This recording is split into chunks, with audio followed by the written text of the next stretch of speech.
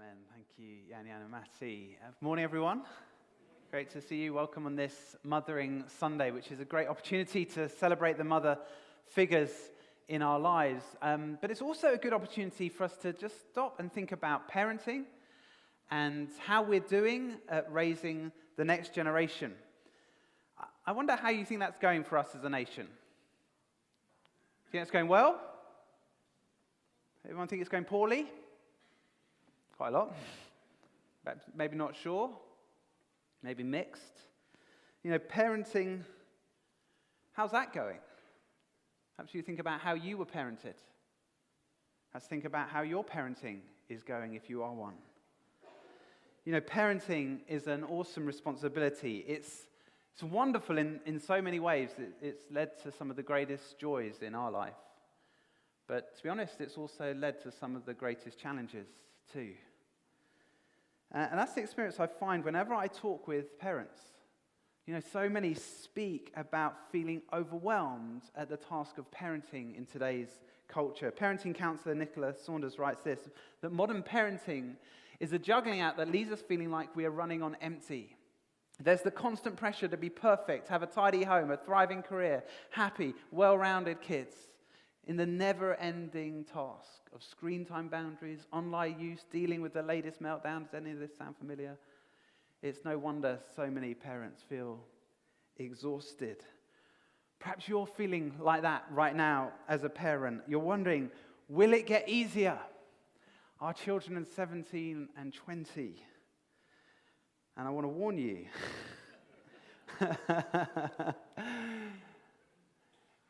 Do you know, we still find ourselves in situations where we don't know what to do. We just know we're getting things wrong. We're making mistakes still as parents. It's hard. You know, we have to buy another book on parenting, how to parent adult children. We need help.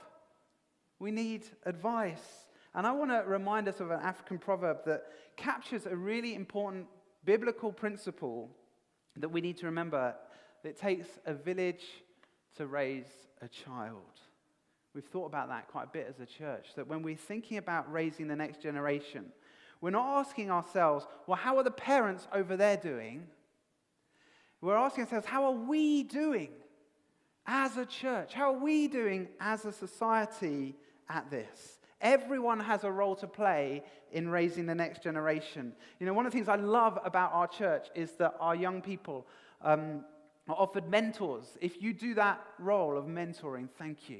If you want to be part of helping with our children's or youth work, do come and speak to one of our leaders. You know, the last few weeks have been filled with questions about raising children, teens, and young adults in the news. You know, the drama Adolescence and the lecture given by former England manager Gareth Southgate have raised some big questions for us as a society.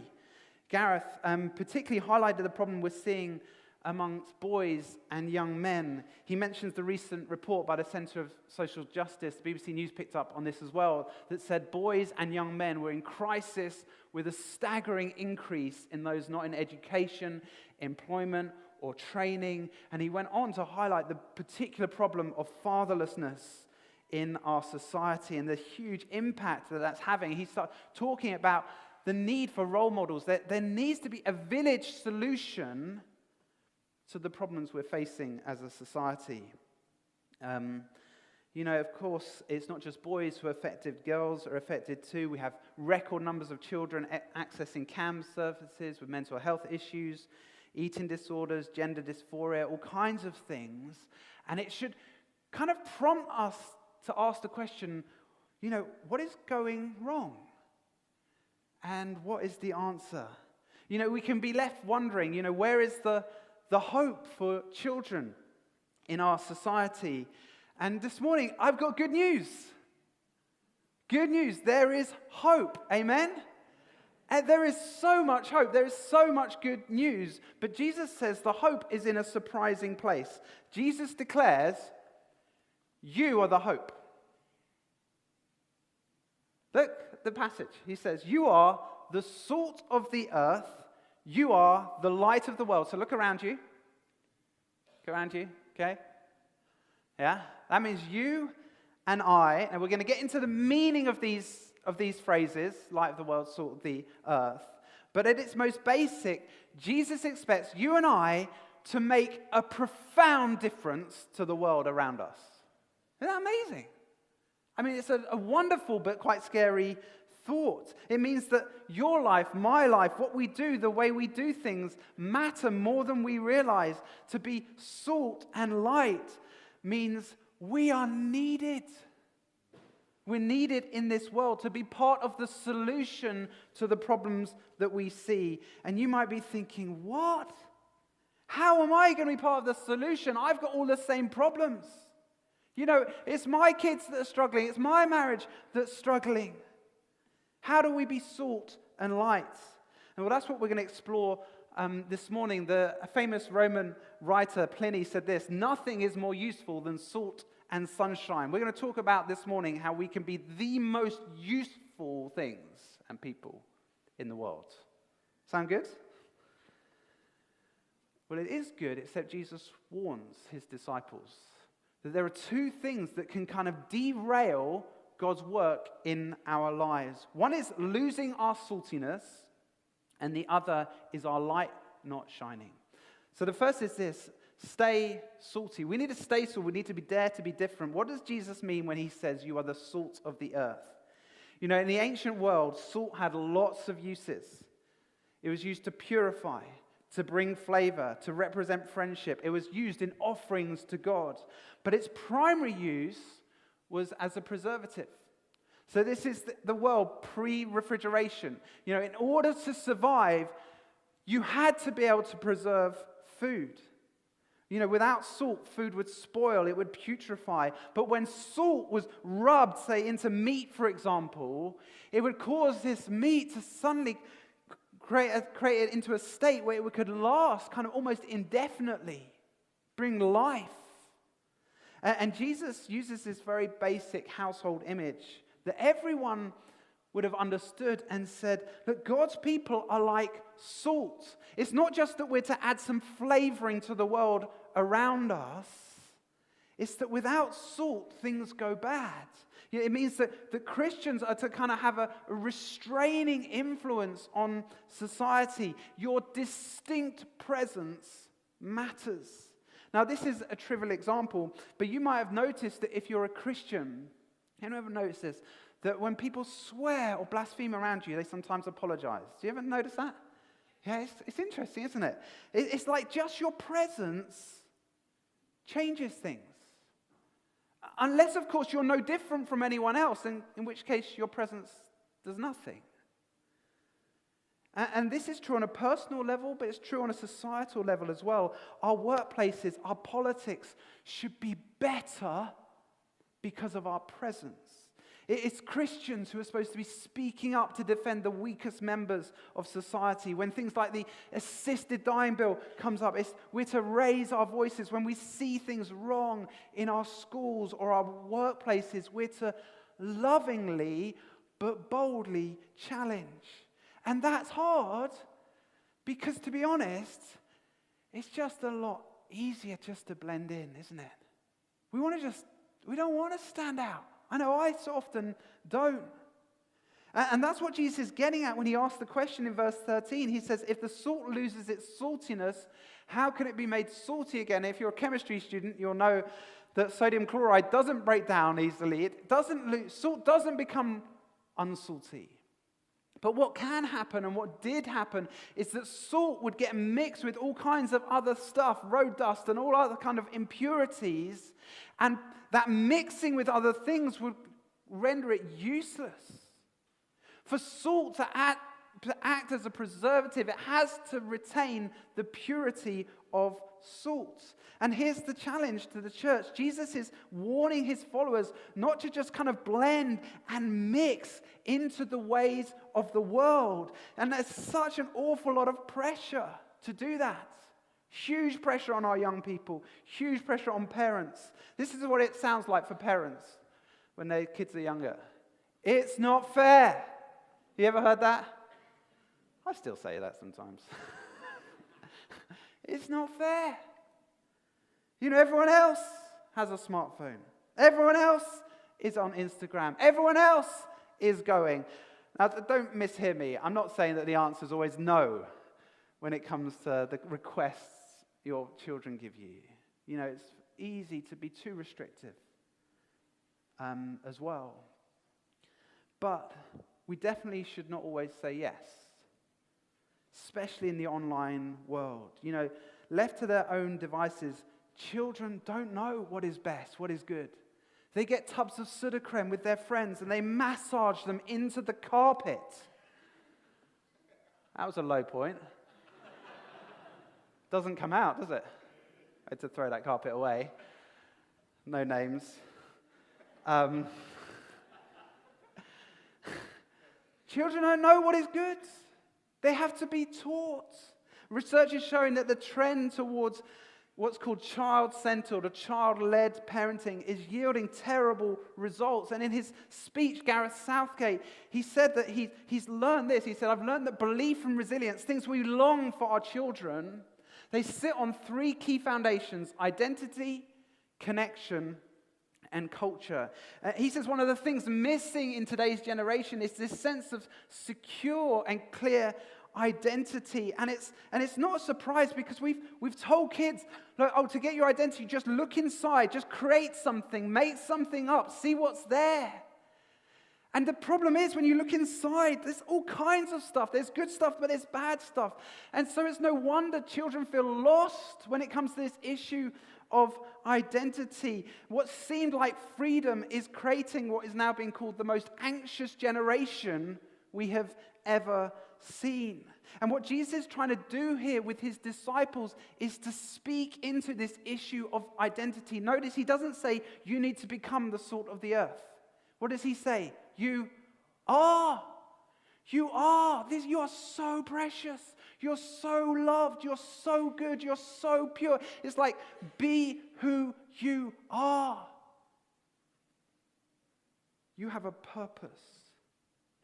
You are precious. Dare to be different. John Stott says, if Christians are indistinguishable from non-Christians, we are useless. And that's Jesus' warning. It's really stark. Salt that isn't salty, he says, gets thrown away. It's no longer good for anything. You know, sometimes, in our desire to be kind of relevant as churches, we actually make ourselves irrelevant because it's our difference that brings our value. When it's the difference like outlined in the Beatitudes, the beauty of lives that look like this. You know, one of the things I thought was really powerful in the drama Adolescence was this unresolved question of where the real issues were. You know, is it social media? Is it parenting? Is it schooling? Is it the police? Is it wider society? And the answer seems to be yes. Seems to suggest there's just problems everywhere you look. And this is why salt is so important, and the purity of this salt is so important, because salt is supposed to go everywhere. It's to be rubbed all over. It's not to kind of stay in a salt cellar. There's this moment when the mum and dad of this child, who is in so much trouble, They ask the question, they say, could we have done anything more? Could we have done anything different? And they tentatively, without taking all the blame, they say, yeah, I think we could have made a difference. And what Jesus wants his followers to realize is that they can make a difference in this world. We aren't just to kind of look around the world and go, oh, look how terrible those people are, or that situation is, and shake our heads and blame others. We have to, Jesus' teaching, it makes us ask the question, if things are going wrong in society, has something gone wrong with the salt? Because the meat goes bad when the salt isn't present. It's really sobering. Have we lost our saltiness as the people of God? Are we following God's word? Are we doing the things that God says in his word? Are we salty? Are we daring to be different, or are we conforming to the pattern of this world? Stay salty. Secondly, let your light shine. Dare to be visible. And the next metaphor Jesus uses is perhaps even more astonishing, because he says you are the light of the world. sun rising over the world. Incredible. Light's the most amazing thing. It brings warmth and life and direction and growth and healing. You know, to be a Christian is not just to restrain evil, it's to positively bring life and goodness to the world. And, you know, that's what great parenting does. It brings life and hope and love. And the thing with light is it's not supposed to be hidden. Not supposed to hide light.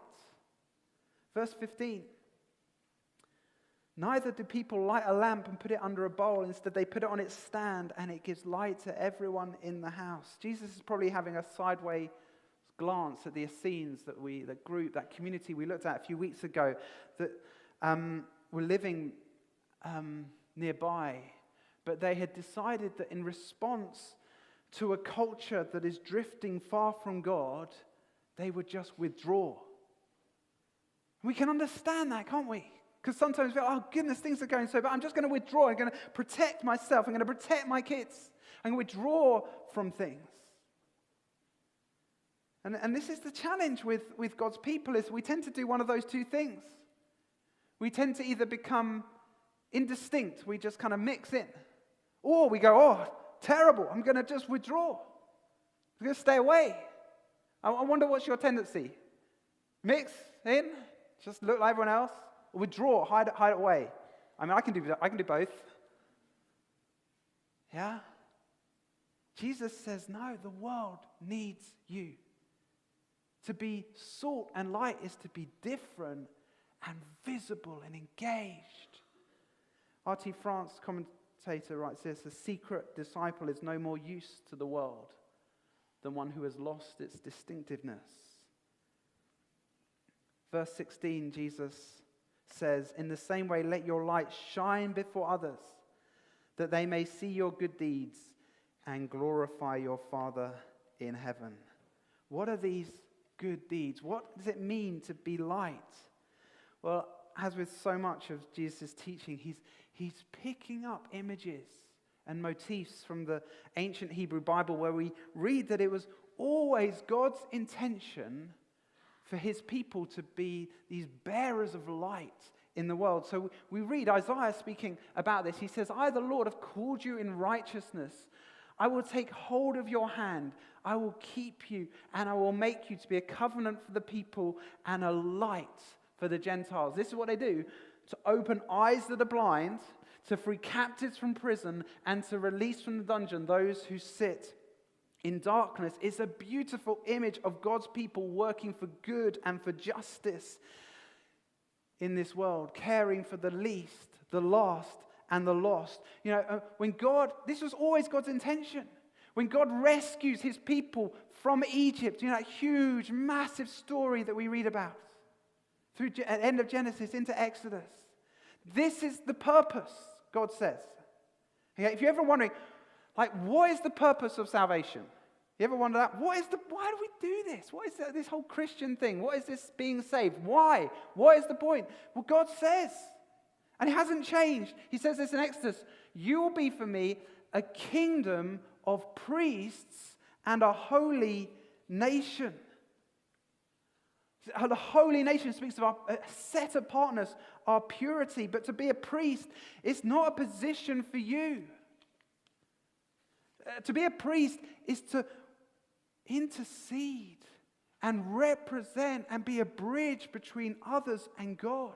It's to speak the words of God to others. It's to do the works of God for others. It's to be salt and light.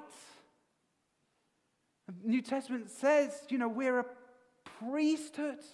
That's what we're called. But the problem for God's people was that they'd failed to be salt and light. They reject God and his word. And the question is, what happens now?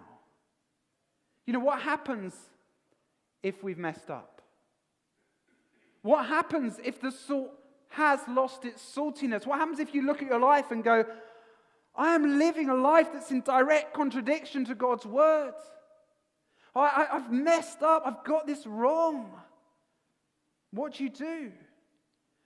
Well, this is why Jesus comes.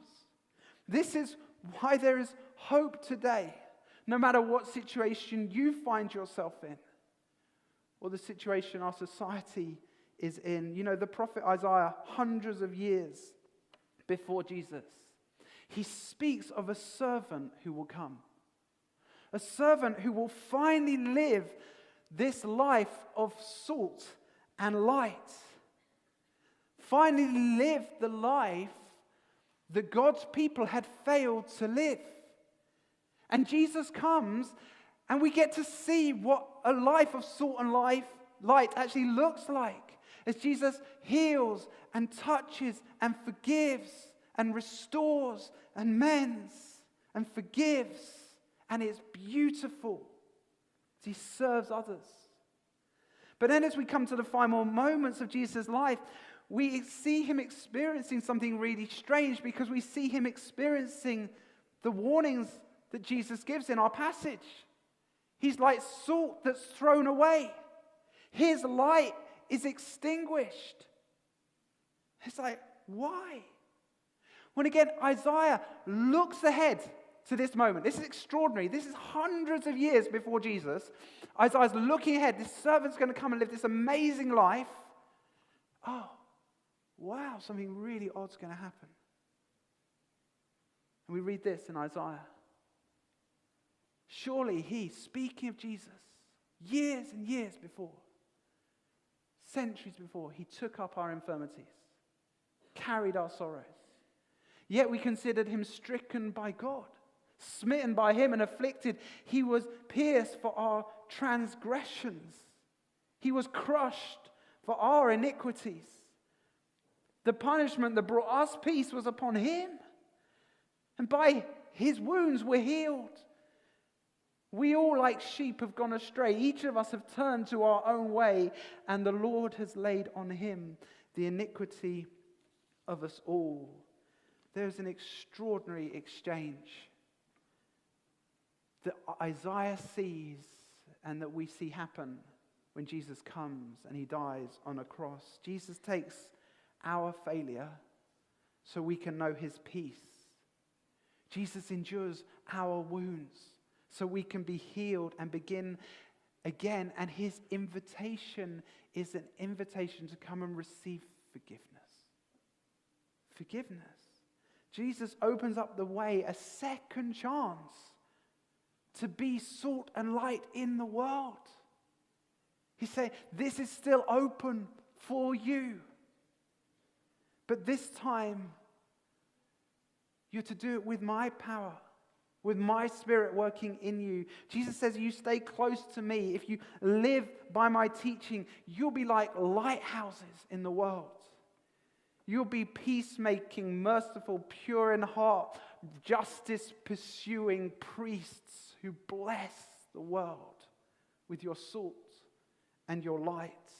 You will stand out if you do those things, and at its best, that is what the church does. That is what the church has done through the centuries. That's why we have hospitals, because the church started the first hospitals. It's why we have schools, because the church started the first schools. It's why the transatlantic slave trade was ended, because Christians and churches led the way to end it. So much salt, so much light. Dr. Martin Lloyd-Jones says this: the glory of the gospel is that when the church is absolutely different from the world, she invariably attracts it. There's a nursery rhyme that you probably know. Twinkle, twinkle, little star, how I wonder what you are. Jesus says that's the question that people are supposed to ask about our lives. You're shining. What are you? What are you? You know, on this Mother's Day, as we see the challenges facing the next generation, Jesus challenges his church to be salt and light, to create what Gareth Southgate says we need, places of connection for people that change culture. And that's what verse 16 is all about. In the same way, let your light shine before others, that they may see your good deeds and glorify your Father in heaven. It tells us that when people see a different sort of life, it causes them to see more than us, but to see the one behind us, our Father in heaven.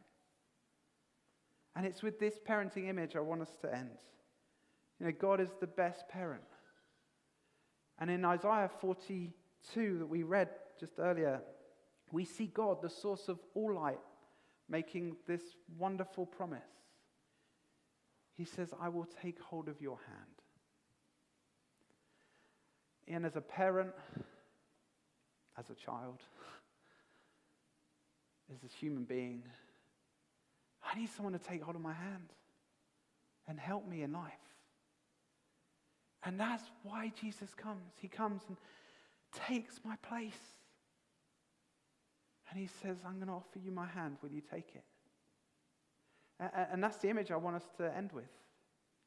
Is God reaching out his hand to us this morning and saying, I want to take your hand to enable you to be salt and light.